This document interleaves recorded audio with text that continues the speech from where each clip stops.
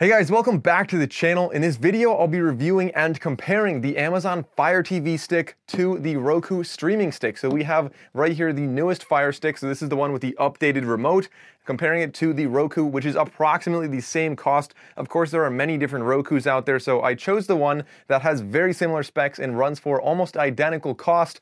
Both of these are about $40. I'll have links down in the description below so you can see the exact price. But honestly, these are both great devices, but they do very different things. So they have very different interfaces, very different interactions with other components. So if you have a smart home and you want to integrate them, you want to know which of these to get based on what you have, what you're trying to watch, and other factors like that. So with that being said, let's jump into this video.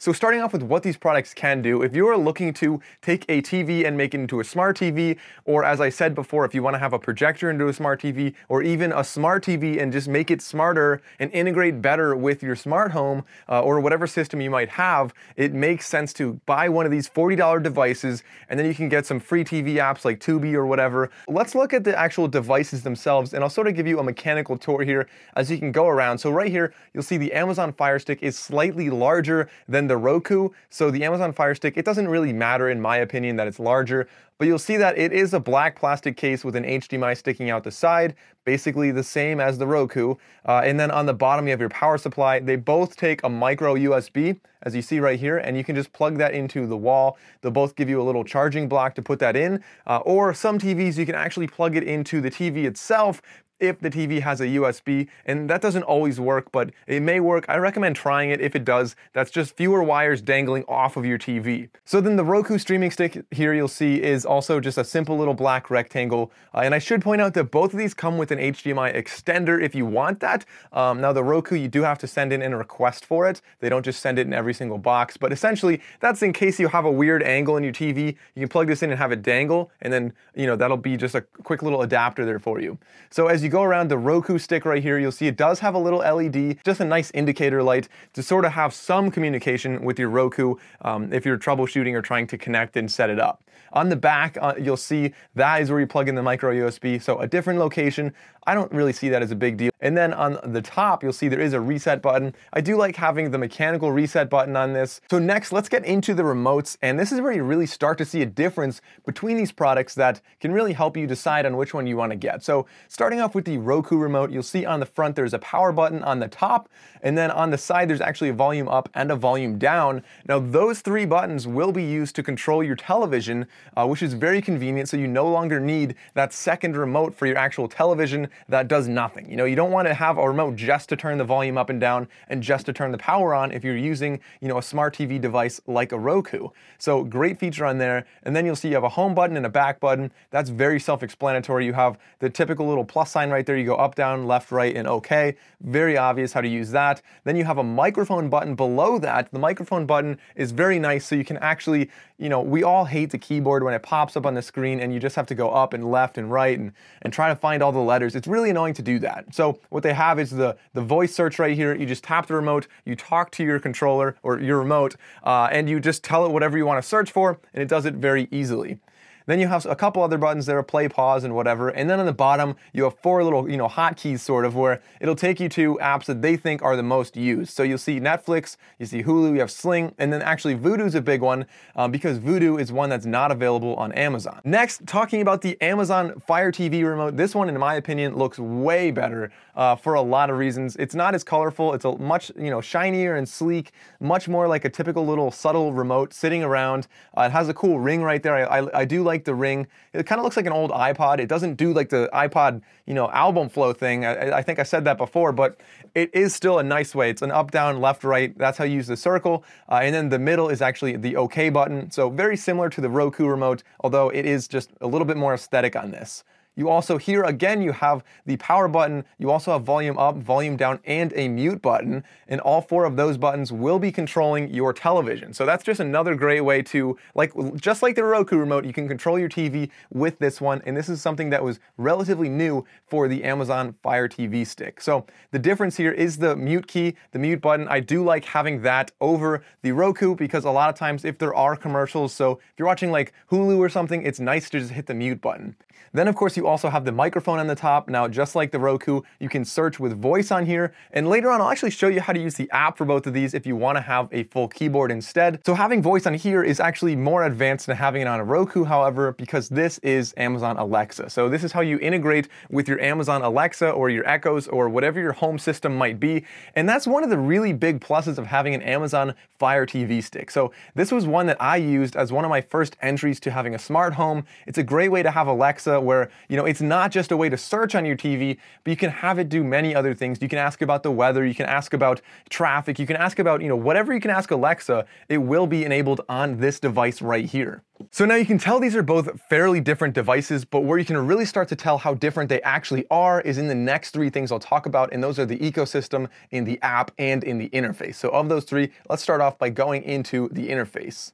Hey guys, just a quick little aside here. If this is your first time on my channel and you haven't subscribed yet, but you're interested in the newest tech, please consider going down and clicking the subscribe button and the bell icon so you can see more videos like this one. Okay, so here we are on the Amazon Fire TV, and what you might notice is that it's a little bit noisy. So when you go down and look through this interface, you can just go down through each little kind of banner-ish, and then they'll have different apps that you can use. Now, some of the apps are a little bit limited. Now, they just kind of started integrating some better Google stuff. So right here, an actual YouTube app, that's a relatively new thing. You do have ads. A lot of the ads are for Amazon, Amazon type stuff. So Prime exclusives. If it's Prime Day, that's going to be showing up here. But a lot of this stuff is, like I said, it's going to be Amazon stuff. So if you have Amazon Prime, if you're watching Amazon Prime originals, they promote those very heavily, and they integrate really well with this. So if you have Amazon Prime, and if you really like the Amazon content, it's going to be nice to be using this because you can search for music and movies and TV very, very easily and very seamlessly using Alexa with this. Now, also, if you have an Echo in your house, it makes sense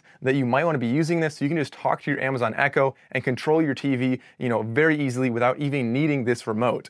So besides just going through all this, if we go back up to the top, what you'll see is they also split it into like the live content. So if you have right there, so if you have like Philo or Sling or any of those other apps, the live content is grouped together. And then you can go over to your videos, you can have movies, TV shows. Once you get over to settings, you'll notice that it can be a little bit limiting. So while you can have some basic stuff to control your network and things like that, once you get over to controllers and Bluetooth, I tried connecting Bluetooth earbuds to this and it didn't really work that well. It was hard to control volume and it was a little bit buggy, so not perfect, but I expect that's something that will be improved, probably with a couple updates. So I wouldn't say that maybe by the time you're watching this video, that might already be fixed. So as you go over it, there's really not a whole lot to do here. You're not going to be changing the background really easily. You're not going to have any good slideshows. It's going to be relatively boring in settings. So overall, I would say that the interface is nice as you go across the top for your movies, your TV shows, the live content, but the home interface the home screen looks a little bit too noisy for my liking. What's the weather in Miami, Florida? So as you can see right here, I was able to use Alexa on here and it'll bring up the weather. It can do so much more than that. So having Alexa on here, as I'll talk about in a second, is something that really makes this stand out from a lot of other products. Just being able to have that smart capability that Roku kind of lacks. So next, jumping over to the Roku interface, as you'll see here, it seems to be a lot cleaner, or at least it is in my opinion. It's a little bit old-fashioned looking, but you can change the backgrounds, which is very nice. You can also go down and change the screensaver, and there's a lot of different screensavers to choose from. You can add, tons of different apps to this. But from home, you'll see right there, those are all your different apps, or they call them channels. It's essentially going to be apps. You can, download Netflix on this. You can have Vudu. You can have ESPN. Tons of different ones, and you can choose basically anything you want to watch is going to be on Roku. And that's something that I really like about Roku is generally they are brand neutral in a lot of ways. So while there is a Roku channel, yes, that's true. But overall, they're not going to be siding with one or as opposed to another. So on Amazon, obviously, you saw a lot of the content that gets promoted is Amazon content. So because Roku doesn't really have their own content out there, they're not biased towards one or another, and you have, no conflicts. They play really nicely with everyone. And also on top of that, search seems to be something that is very nice with Roku. And I'll show you that in just 1 second. But going down the side, this is your main menu here. So from home, you can go down to featured free, and that's going to be just any free content that's out there, which is really nice if you're trying to watch, some kind of live TV, some Tubi or something like that. There's my feed, search, streaming channels, and settings. Very straightforward. So I think this would be a good time to show you the Roku app as well. And so when you open up the app, you'll see there's a couple things on the bottom. The first one is the Roku channel, and it's nice because even if you're not connected to your Roku, you can watch the movies right on your phone. Otherwise, you can just, select any movie that's free on here. So Mrs. Doubtfire right there, you can select that and play it. It'll be playing on your Roku, so on your TV, wherever that is. So as we go over, you'll see channels. This is the next thing. This is great. So if something's playing on your Roku and you just want to open up a different channel without going back to the home page or anything like that, you can just go and select it right here. It'll open it up really quickly, and then you have the remote right on your phone, which is really cool. So it's sort of mirroring your actual remote right there, and you can control it with your phone. Really cool. And at the bottom, you also have a keyboard, so you can pop up that keyboard and you can type so much faster than you otherwise would by going up, down, left, and right. So on top of that, you also have voice search, and I want to show you search as well. So let's just try out voice search right now. The Sandlot. So once you find the movie, you can actually go and right here and you'll say start watching from subscription, which really means free if you have that subscription. So when you go over, they'll list them out by price. So at the first it says, if you have that subscription, it's free, obviously, because you have the subscription. Otherwise, you could subscribe. And then as you go down, it has different sources with different prices. So $2.99 and then $3.99. So you're going to be saving money using this. You can find it on whatever, instead of going to Netflix and searching for it, then going to Amazon and searching for it, you just search once and it'll find, what platforms have it and collect it all together right there for you. Another cool thing about the app, you have the keyboard on the bottom, as I kind of mentioned before, which is great for typing. And then you also have the headphones right there, the little headphone icon, and that's for private listening. So if I'm watching a movie on TV and maybe my roommates are home and I don't want to be bothering them if they're studying or doing whatever they're doing, you can just do that, plug your headphones into your phone, and then it'll be streaming the audio through your headphone, to your phone and your headphones while the TV's showing the actual movie. Really cool way to watch without distracting people and not having to watch on your phone. So guys, showing you the Amazon app right here, this is way less exciting than the other app because it's literally just going to be acting as a remote. So you can swipe up, down, left, right, whatever. You can have a keyboard in the top right. And that's basically all you're going to be doing with this. There's nothing that exciting about using that app. And for that reason, I don't really get that excited. It's like if you lost your remote, you can use your phone, and that's basically it. Lastly, the ecosystems. If you are involved with the Amazon ecosystem at all, if you have Amazon Prime, if you have, Amazon Alexa, with any devices, so like an Echo or a Kindle, then it might be easier to go with the Fire TV stick because it integrates so nicely. If you have an Echo, you can just talk to that, and it'll be controlling your TV. Where the Roku doesn't really integrate nearly as nicely with any smart home systems. It's really going to be just it's going to be a smart TV for you, but it's not going to be like, you can't be doing any voice searches on here for the weather. So which device is actually better for which person? So I think if you have any kind of Amazon products, if you have Amazon Prime, maybe if you have an Echo at your home, it makes sense to really go with the Amazon Fire TV stick. I also really like how it sort of is an introductory to a smart home if you don't have any smart devices. Having Alexa on here is a really cool feature. If you're somebody who likes to rent a lot of movies, so if you're, like me, I like to watch whatever's on, whatever I have on my subscriptions. I don't want to pay extra money. So that's why Amazon seems to be better for me. But if you are somebody who wants a specific movie and you're willing to rent it for a couple dollars on a weekend, it makes sense to go with the Roku so you can search and find the best source for that and save yourself a couple dollars, find the best movie to watch without the hassle of digging through all the different apps. On top of that, I think that if you want to watch Vudu or if you really like having, YouTube TV, it makes sense to go with the Roku. So basically either one would be good, but if you're just looking for anything simple and you have no brand affiliation whatsoever, go with the Roku. It's going to save you a little bit more time. If you're somebody that thinks, hey, Amazon Alexa's pretty cool, I like it, and maybe I'm considering getting an Echo, go ahead and go with the Fire Stick right here. It's a great introductory, and the Amazon ecosystem is really powerful once you're involved with it. So guys, that's all I have to show you between these two different devices. So which one is actually best for you? Comment down below which one you like and why. I want to hear it from you guys. Thank you all for watching. I'll see you next time.